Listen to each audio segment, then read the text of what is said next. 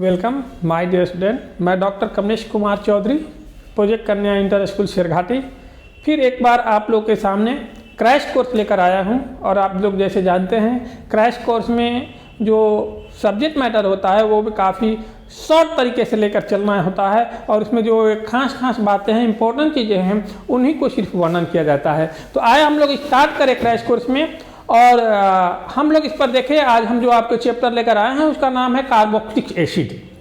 तो आप लोग को इसका नामकरण और आइसोमेरिक से संबंधित वीडियो पूर्व में डाला जा चुका है, अतः हम इसको प्रिपरेशन और प्रॉपर्टीज के बारे में ही जानकारी देंगे कि कार्बोक्सिलिक एसिड कैसे बनाया जाता है, इसकी गुण क्या है, और उसमें भी खास करके हम फोकस करेंगे वो है फॉर्मिक एसिड और एस्टिक एसिड पर। इनके बनाने की विधि और गुण पर हम लोग ज़्यादा फोकस करेंगे क्योंकि एग्जाम में इससे संबंधित ही ज़्यादा क्वेश्चन पूछता है। तो हम लोग आज जो बनाने की जनरल मेथड है उस पर थोड़ी सी फोकस करते हुए हम लोग तेजी से निकलकर हमारा मुख्य फोकस होगा फॉर्मिक एसिड और एस्टिक एसिड पर। तो चले हम लोग स्टार्ट करें। कार्बोक्सिलिक एसिड मैंने लेकर आ रहा है चैप्टर आप लोग को। इसमें फंक्शनल ग्रुप जो ग्रुप होता है COOH होता है। आप लोग जैसे कि यहाँ पर देख सकते हैं लिखा हुआ कार्बोक्सिलिक ग्रुप का, और इसी आधार पर हम लोगों को जो होता है नामकरण देते हैं, अंत में ओइक एसिड जोड़ते हैं। तो इससे संबंधित हमने आपको वीडियो दे चुका हूँ, इसलिए इससे आगे हम बढ़ते हैं और बढ़ते हुए हम लोग इसमें डायरेक्ट चलेंगे इसके बनाने की विधियाँ।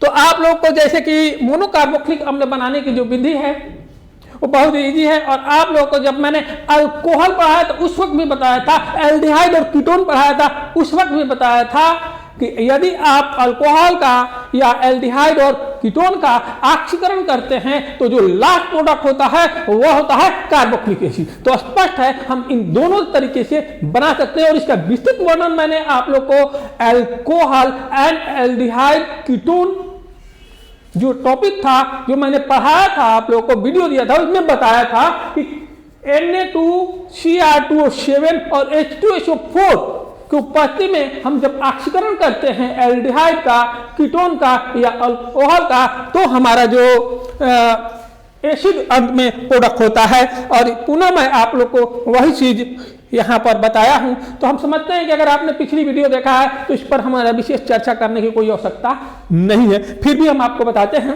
कि देखिए ऑक्सीजन इसमें ऐड होता है और H2 को लेकर बाहर निकल जाता है, और लेने के बाद ये एल्डिहाइड में परिवर्तित होता है। अब फिर एल्डिहाइड में ऑक्सीजन ऐड हो जाता है और ऐड होकर RCOOH बनता है, अर्थात फाइनल जो हमारा प्रोडक्ट होता है वह बनता है एसिड ग्रुप। थोड़ा सा आइए बोर्ड पर हम लोग देख ले हल्का इसको।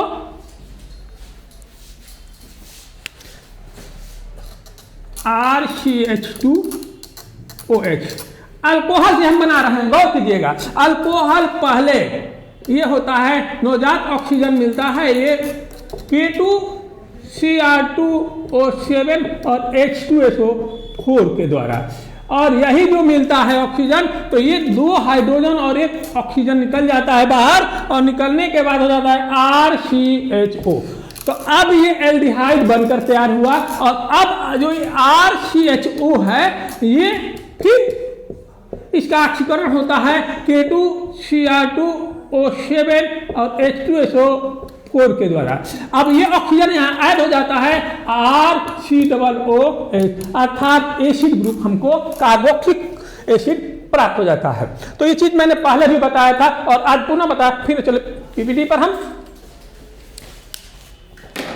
तो हमारा ये आप लोग को जान गए कि प्राइमरी अल्कोहल के ऑक्सीकरण के द्वारा हमारा प्राप्त होता है कार्बोक्सिलिक एसिड। उसी तरह से कीटोन में भी आपको मैंने समझाया था कि इसका भी ऑक्सीकरण हम जब कराते हैं तो हमें एसिड प्राप्त होता है, लेकिन इसमें यही अंतर है कि जो एसिड प्राप्त है वो मिक्सचर प्राप्त होता है, क्योंकि इसमें R समूह दोनों तरफ रहता है, अतः ये जो डिवाइडेशन होता है ये दोनों तरफ होकर मिक्सचर हम लोग को प्राप्त होता है। इसको वर्णन किया था कीटोन में।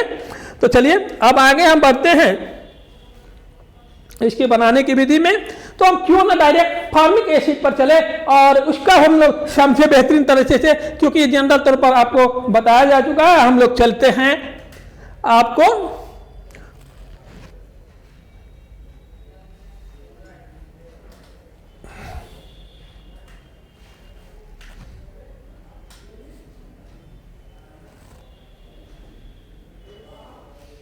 देखिए यहां पर मैंने लिया है फॉर्मिक एसिड।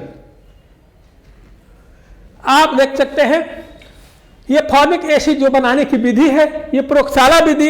ये प्रयोगशाला विधि में फॉर्मिक एसिड की तैयारी जो की जाती है ग्लिसरॉल और ऑक्जेलिक अम्ल के रिएक्शन के फलस्वरूप हमें ये जो प्राप्त होता है वो एसिड प्राप्त होता है, और इसको गर्म करना होगा 373 केल्विन तापमान पर, अर्थात 100 डिग्री सी पर यदि हम इसको गर्म करें 100 डिग्री सी से ऊपर के तापमान पर 373 और 333 के लिखा हुआ है, तो हमारा कहने का मतलब है यदि हम लोग 383 डिग्री केक पर इसको गर्म करते हैं तो हमें ऑक्जेलिक एसिड प्राप्त होता है। तो ध्यान रखिए इसमें खासियत क्या होती है, बनाना बहुत इजी है, देखने में लंबी लगती है लेकिन बनाना बहुत इजी है। इजी कैसे है कि हम ऑक्जेलिक एसिड आप जानते हैं COOH या COOH है, पहले OH और H दोनों निकालकर बाहर कर देते हैं H2O के रूप में, और जो बाकी जुड़ा हुआ है, ये जो जुड़ा बचा हुआ है यहाँ जोड़ देते हैं। देखिए यहाँ पर मैंने जोड़ दिया COOH। अब दूसरे स्टेप में जब हम गर्म करते हैं तो CO2, ये जो COOH यहाँ पर जुड़ा हुआ, इसका CO2 गायब होकर बाहर निकलता है, अब बाकी यहाँ पर एक जुट जाता है। तो इस तरह से आप लोग का देखिए यहाँ पर CH2 COOH, अब बाकी जो स्ट्रक्चर आएगा सेम टू सेम रहता है। अब इसके बाद क्या होता है, जब 383 डिग्री केल्विन पर तापमान होता है तो HCOOH बनकर तैयार हो जाता है, अब बाय प्रोडक्ट के रूप में ग्लिसरॉल बनता है। अर्थात ग्लिसरॉल जो हम लोग लेकर चले वो इसमें लगता है कि कैटलिस्ट के समान कार्य करता है। तो इस तरह से हमारा फॉर्मिक एसिड प्रयोगशाला में तैयार होता है। इसके बाद दूसरी जो होती है हाइड्रोसायनिक अम्ल से, जो दूसरी विधि है फॉर्मिक एसिड बनाने की, वो है हाइड्रोक्लोरिक अम्ल द्वारा हाइड्रोसायनिक अम्ल का जल अपघटन कराने पर फॉर्मिक अम्ल बनता है। और आप लोग जानते हैं कि हाइड्रोसायनिक अम्ल का मतलब है हाइड्रोजन साइनाइड। यहां पर देखिए हाइड्रोजन साइनाइड का जलीय विलयन ले लेंगे, इसे हाइड्रोसायनिक अम्ल कहेंगे, और इसको HCl अम्ल द्वारा हम जल अपघटन कराते हैं तो हमें प्राप्त होता है फॉर्मिक अम्ल। तो इसमें क्या होती है, गौर कीजिएगा, यहां पर ये जो दो अणु है जल का COO आ जाता है और H जुट जाती है, और N जो होता है N और ये 2H2 तो NH4 और Cl ये बाहर निकल जाती है।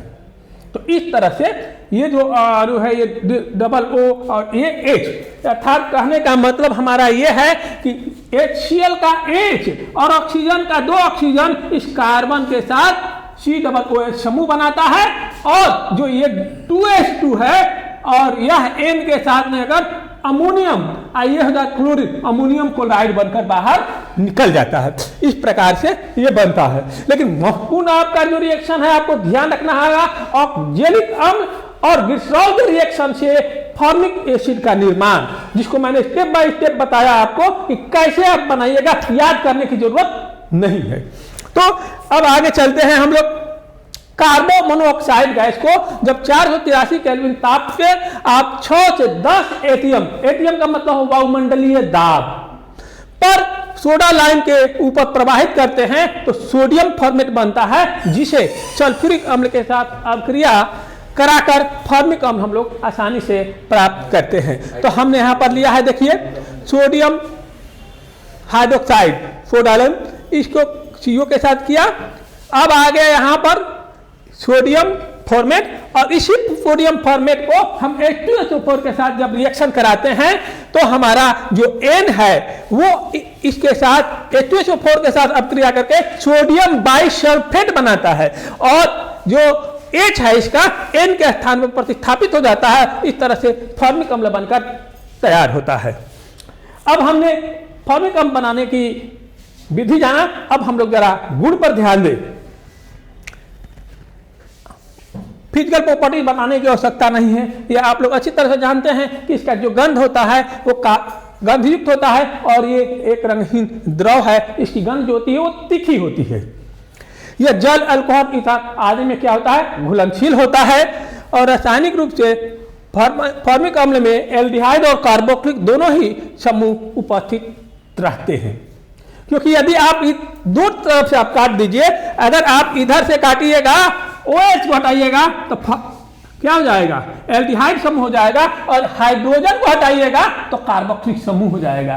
तो ये इसीलिए थोड़े अपने जो ग्रुप हैं, ethanoic acid, propanoic acid, butanoic acid, pentanoic acid, उनसे थोड़ी सी भिन्नता दर्शा देता है। क्योंकि गौर कीजिएगा, एथेनोइक, प्रोपनोइक, ब्यूटेनोइक, इन सभी में केवल एसिड ग्रुप होता है, आप किसी तरह से एल्डिहाइड नहीं पैदा करते। लेकिन इसमें खासियत होती है कि इसमें एल्डिहाइड और कार्बोक्सिलिक दोनों ग्रुप उपस्थित रहता है। तो फॉर्मिक अम्ल के इसी कारण से हम लोग अवकारक गुण, यानी किसी भी पदार्थ को अवकृत कर देना, उसका अवकारक गुण कहना है। ऑटोमेटिक है, दूसरे को अवकृत करेगा तो अपने क्या होगा, आक्षरित होगा, सीधी सी बात है। ये आक्षीकरण और अवकरण में मैंने विशेष रूप से आपको समझाया है, जो दिया है चैप्टर। तो यहां पर देखिए, तो अवकरण गुण में हम लोग जब पहला चलते हैं टॉलेंस अभिकर्मक के साथ। ये जो टॉलेंस अभिकर्मक में सिल्वर है, उसको क्या करता है, इसको सिल्वर में अवकृत कर देता है। देखिए यहां पर मैंने टॉलेंस अभिकर्मक से अभिक्रिया किया, Ag यहां पर प्रोडक्ट हो गई है। इसके बाद फैलिन विलयन, जैसे कि आपको मैंने बताया था कि फैलिन विलयन जो होता है कि क्यूप्रिक हाइड्रोक्साइड होती है, और जब क्यूप्रिक हाइड्रोक्साइड से ये अभिक्रिया करता है तो क्यूप्रस ऑक्साइड का लाल अवक्षेप देता है। ये लाल अवक्षेप दिया है, देखिए Cu2O दिया, और इस तरह से जो रिएक्शन होती है तो Cu2OH, ये जो C+O है CO2 बनकर बाहर निकला, हाइड्रोजन ऑक्सीजन बना, OH2 को है और 2 H, यानी 2H2 यहां बना लिया। क्योंकि आप जानते हैं कि एक H+ और एक OH- मिलकर एक H2 बनाते हैं, ठीक है। तो आप यहां पर गौर कीजिएगा, इस तरह से ये जो बनता है आप लोग को, तो रिएक्शन होती है। अब आते हैं मर्क्यूरिक क्लोराइड के साथ अभिक्रिया। मर्क्यूरिक क्लोराइड, मर्क्यूरस और मर्क्यूरिक आप जानते हैं कि दो होते हैं।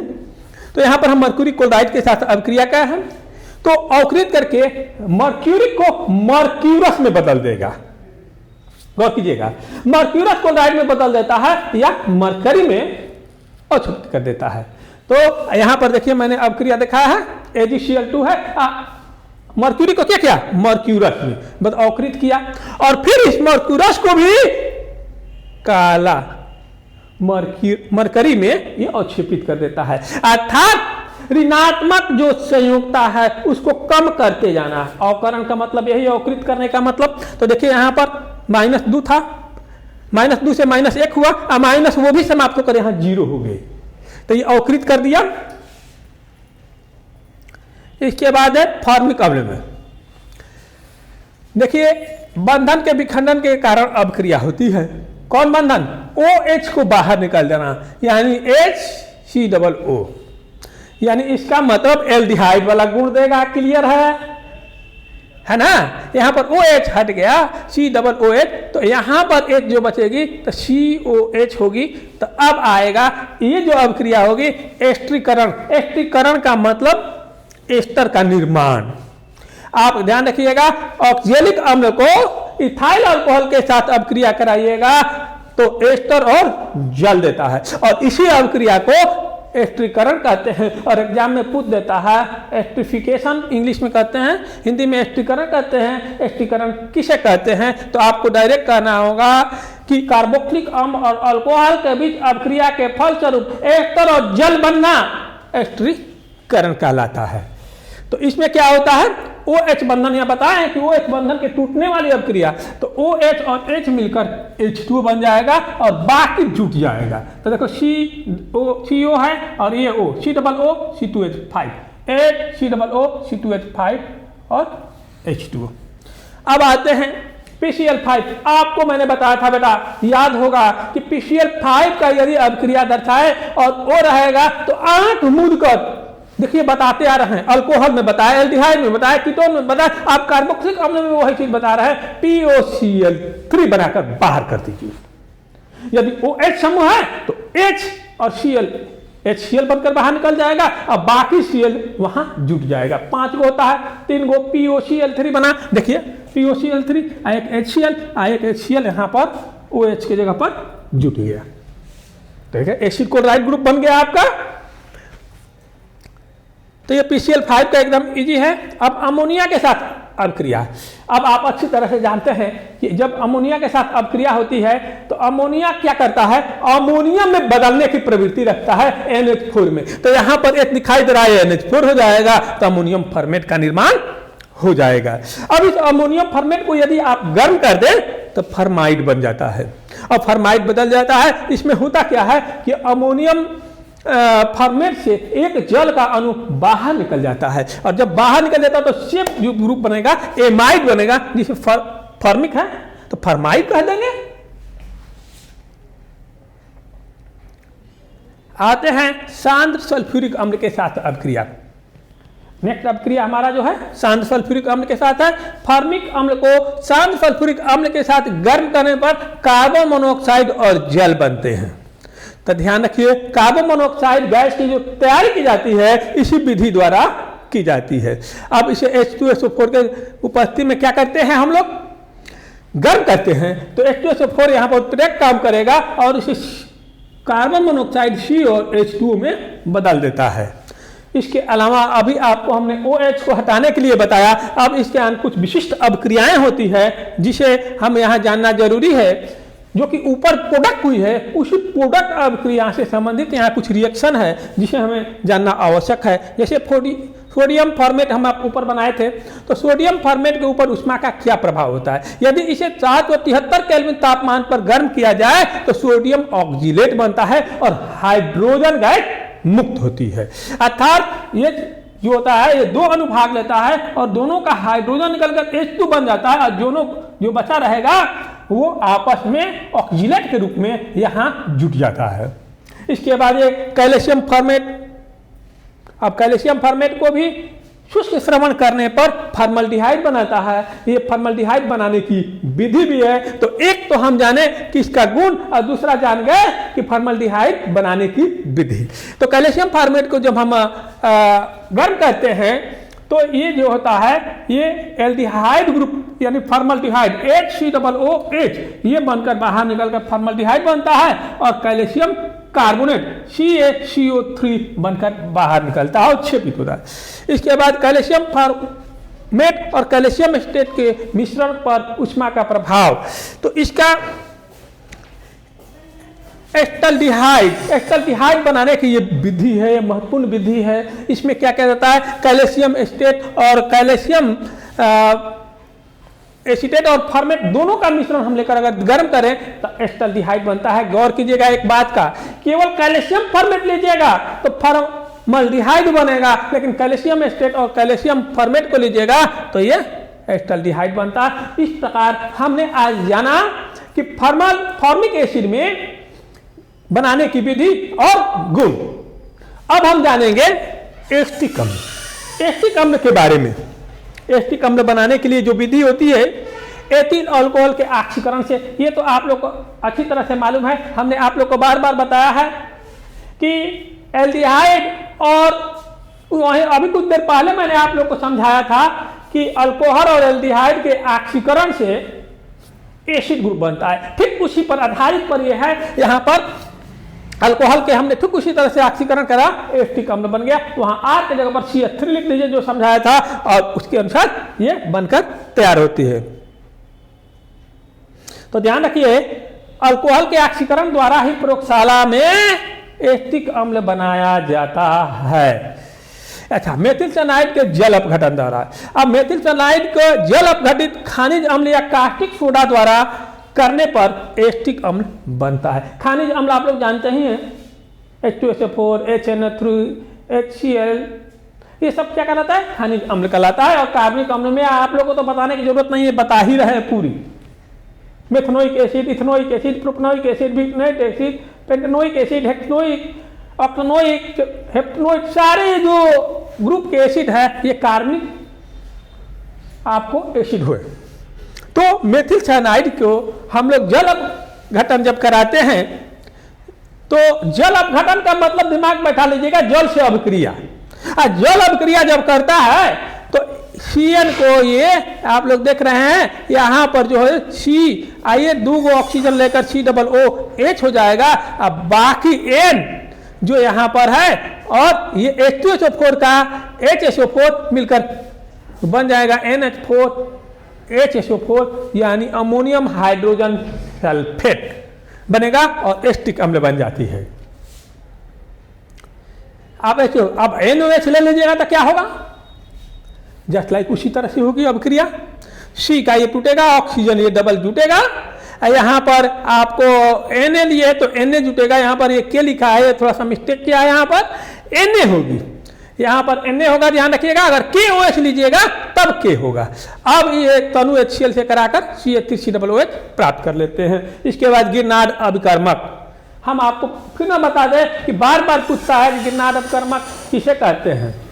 एल्काइल मैग्नीशियम हैलाइड को गिरनार्ड अभिकर्मक कहा जाता है। और यहाँ गिरनार्ड अभिकर्मक की अभिक्रिया अगर CO2 के साथ कराई जाए और जो प्रतिफल बनेगा उसके HCl द्वारा जल अपघटन करा दीजिए तो हमें एसिड प्राप्त हो जाएगा, और वो भी एस्टिक एसिड। तो देखिए यहाँ पर हमने लिया, क्योंकि एस्टिक एसिड बनाना है, गौर कीजिएगा। और जब जो भी एसिड बनाना होगा आपको पहले वही लेना होगा, यहाँ ध्यान रखिएगा। अगर प्रोपनोइक बनाना होगा तो C2H5 लेना होगा, ध्यान रखिएगा। आप जो एसिड बनाना चाहें यहाँ पर आपको चेंजिंग करना होगा। तो यहाँ पर हम एस्टिक की बात कर रहे हैं तो CH3MgBr लेंगे और CO2 से कराएंगे, और CO2 क्या होगा, यहाँ पर COO के रूप में CH3 के बगल में जुट जाएगा। ये मध्यवर्ती यौगिक बनता है, और इसी मध्यवर्ती यौगिक को जब जल अपघटन कराइएगा HCl को उपस्थिति में तो जल का H CH3COOH बनकर बाहर निकलता है एस्टिक अम्ल के रूप में, और MgBrOH के रूप में जो ये बाकी है वो जुड़कर बाहर निकल जाती है। अब व्यापारिक विधि, क्योंकि एस्टिक अम्ल का उपयोग बहुत ज़्यादा होता है और इसलिए इसकी व्यापारिक विधियां पर ही हम लोग खास करके फोकस करते हैं, और एग्जाम में भी देखा गया है कि व्यापारिक विधि से संबंधित ही क्वेश्चन पूछता है। तो ये कैसे बनता है, ध्यान रखिएगा। एस्टिलीन के गुण में भी बताया था मैंने, आजकल अधिकांश एस्टिक अम्ल एस्टिलीन से ही तैयार किया जाता है। इसके लिए 1% मर्क्यूरिक सल्फेटिक उत्प्रेरक, 20% सल्फ्यूरिक अम्ल के विलयन में 353 के ताप पर एस्टिलीन गैस प्रवाहित करने पर पहले एस्टल्डिहाइड बनता है, और एस्टल्डिहाइड के वाष्प को वायु के साथ मिश्रित कर मिश्रण को 343 के पर गर्म करने, वेनेडियम पेंटाऑक्साइड की उपस्थिति में गर्म करने से एस्टिक अम्ल प्राप्त होता है। देखिए हमने बताया यहाँ पर 20% H2SO4 लेंगे, 1% AgSO4 और 353 केल्विन पर ताप कर रहे। अब ये ट्रिपल बॉन्ड टूटेगा। आपको बार बार बताया है कि एल्काइन का एक खासियत है ट्रिपल से सिंगल बॉन्ड होने की। तो यहाँ पर ट्रिपल बॉन्ड टूटेगा और कार्बन पर 4 हमेशा रहता है, ये आपको अच्छी तरह से मालूम है। तो 2 और 1 3, देखिए 1 2 3 सिंगल बंधन हो गया, यहाँ पर 4।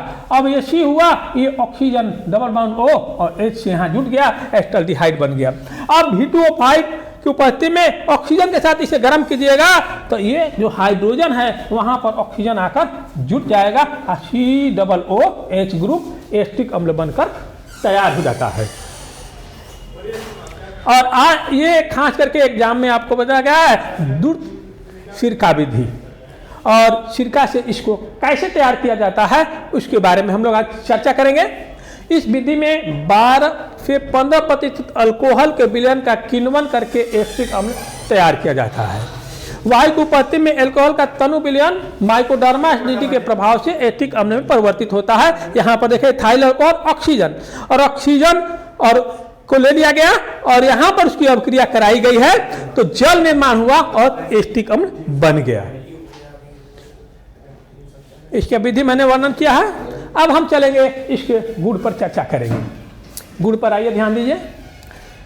एस्टिक अम्ल क्या है आपको बता ही चुके हैं कि जो अम्ल होते हैं वो त्रिगंधयुक्त द्रव है। इसका स्वाद जो होता है, सारे अम्ल का स्वाद खट्टा होता ही है तो इसको बताने की जरूरत नहीं है। इसकी क्वथनांक जो है 391 K होता है। ठंडा किए जाने पर यह जमकर बर्फ जैसा ठोस क्रिस्टल के रूप में परिवर्तित हो जाता है और यह जल अल्कोहल ईथल में विलय होता है। लेकिन अब आते हैं इसको हम गुण पर चर्चा करते हैं। तो इसमें हम लोग पहले लेकर चले हैं, हमने टाइप बांटा है कि पहले जो मेथिल समूह है 2 भागों में बांट दिया, CH3 और COOH। अब COOH के कारण जो गुण हुआ वो और CH3 के कारण गुण हुआ वो। यहाँ पर हम मेथिल मूलक के कारण यानी CH3 के कारण जो गुण प्रदर्शित होता है उसके बारे में चर्चा करते हैं। यानी अब रिएक्शन में भाग हमारा जो लेगा CH3 लेगा, ध्यान रखिएगा। अगली बार इस पे आगे बताएंगे तो अगले ये बंधन COOH बंधन पर हम गुण बताएंगे। देखिए पहला ये दिया है तो दूसरा दिया है एस्टिक अम्ल के COOH पर। तो अभी हम CH3 पर चर्चा करते हैं और आप ध्यान रखिएगा कि यदि हम इसे क्लोरीन के साथ फास्फोरस उत्प्रेरक की उपस्थिति में अभिक्रिया करा दें तो ये जो H ग्रुप है, ये H CH3 का H जो है वो क्लोरीन परमाणु द्वारा बारी बारी से प्रतिस्थापित हो जाता है, अर्थात तीनों हाइड्रोजन हट जाती है और तीनों के जगह पर 3 क्लोरीन आ जाता है। तो पहले मैंने दिखाया है, एक हटाया Cl यहां से, तो एक Cl आया और एक H जो लेकर भागा तो HCl बना दिया। अब दूसरी स्थिति में हमने क्या किया कि इसको उठाया और फिर Cl2 से करा दिया है। देखिए यहाँ पर लगातार कराते गया है, तो फिर एक हटा तो 2 Cl हो गया, अब की बार Cl2 से कराया तो तीसरी हो गई। इस तरह से मोनोक्लोरो एस्टिक अम्ल, डाइक्लोरो और फिर ट्राइक्लोरो, 3 गो है ही, चौथा है नहीं, तो चौथा में तो होगा नहीं रिएक्शन। तो बारी बारी से हाइड्रोजन एक एक करके हटते जाता है, वहां Cl जुटते जाता है। क्लियर? अब आए एस्टिक अम्ल। अब हमने आपको बताया कि 2 समूह हैं, एक CH3 एक COO, यानी एक एल्काइल ग्रुप और एक एसिड ग्रुप। तो एल्काइल ग्रुप से संबंधित रिएक्शन हमने बताया। अब हम जरा एसिड ग्रुप से, एसिड ग्रुप में ठीक उसी तरह से OH बंधन ये जो टूटता है उस बंधन के विखंडन के कारण होने वाली अभिक्रिया पर ध्यान देंगे। एस्ट्रीकरण अभी अभी कुछ देर पहले बताया, इसमें बताने की जरूरत नहीं पड़ेगी क्योंकि फॉर्मिक एसिड में इसको हमने चर्चा आपको अच्छी तरह से समझाया। अभी अभी अमोनिया के साथ अभिक्रिया ठीक उसी तरह से देखिए, एक समझाया उसी तरह से आप देते जाएंगे। अमोनिया करता कहा, अमोनियम बनता है, जुट जाएगा H के साथ, NH4 हो जाएगा ऑटोमेटिक। इसके बाद अब इस अमोनियम स्टेट को आप गर्म कीजिएगा तो ऊपर फिर समझाया था जस्ट लाइक। आप एक खासियत देख रहे हैं, एक जान लिए तो बाकी उसी आधार पर हम आसानी से दे सकते हैं।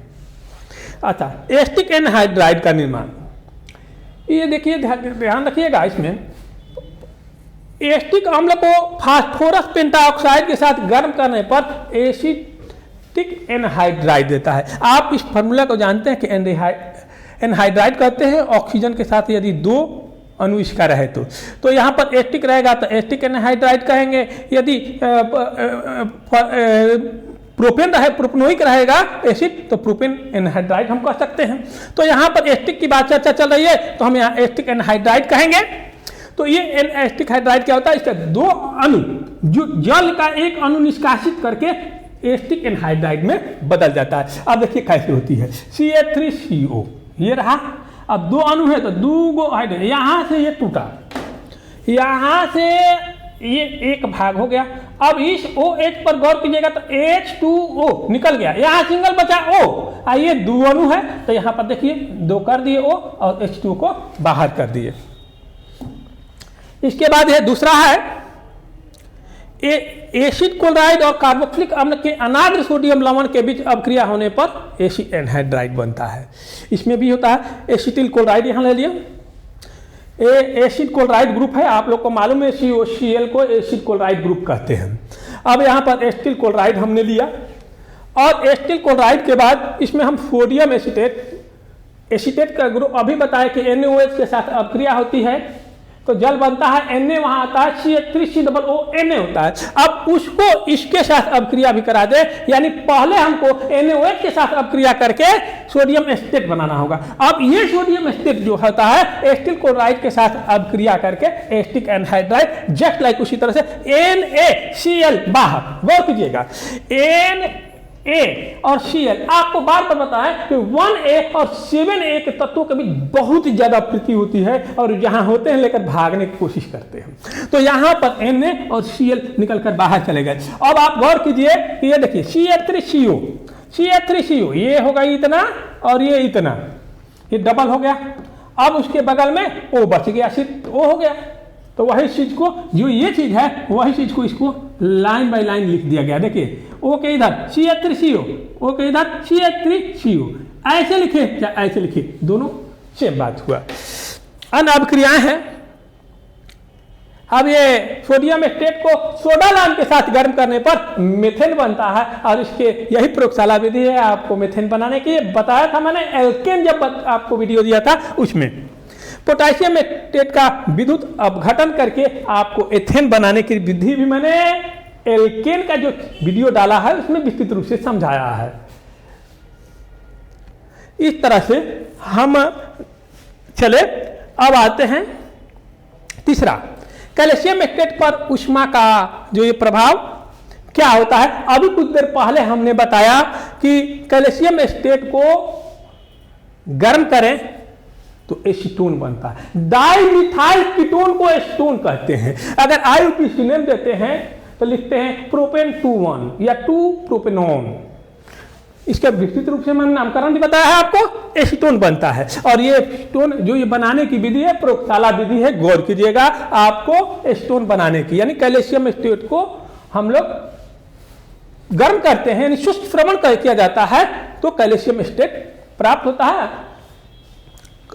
तो ये कैल्शियम एस्टेट को हम गर्म किया तो एसीटोन प्राप्त हुआ, कैल्शियम कार्बोनेट बाहर निकलती है। इसके बाद है एसिटिक अम्ल का अवकरण। अवकरण का मतलब आप लोग जस्ट उल्टा समझिए, ऑक्सीकरण का। जहां भी हम पिछली बार बताए हैं कि जो चीज का ऑक्सीकरण करने पर प्रोडक्ट अगला होगा तो ऑटोमेटिक है अगले को अवकरण कर दे तो पहले वाला मिल जाएगा। आपको याद होगा कि एक अल्कोहल से हमने एसिड बनाया ऑक्सीकरण करके, तो एसिड को अवकरण यदि कर दिया जाए तो क्या हो जाएगा, पुनः अल्कोहल हो जाएगा, उल्टा अपोजिट। देखिए यहां पर वही बात हुई है।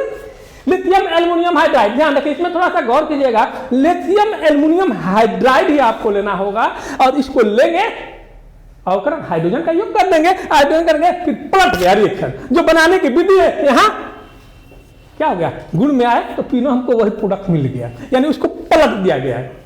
बस अंतर इतना रखा गया, वहां ऑक्सीकरण किया गया, यहां अवकरण। अब इसमें हमने अवकरण करते हैं तो क्या होता है कि ऑक्सीजन और 2 हाइड्रोजन मिलकर H2 बाहर निकल गया और ये हाइड्रोजन ये जो बंधन 4 पूरा करने के लिए यहां पर चला आता है। तो इस तरह से एथिल अल्कोहल और ये जल का निर्माण होता है। इसके बाद हम एसिटिक अम्ल का क्या उपयोग करते हैं, तो अगर आप लोग को एग्जाम में कुछ नहीं याद हो उपयोग क्या होता है तो किसी का उपयोग करते प्रयोगशाला में अभिकर्मक के रूप में।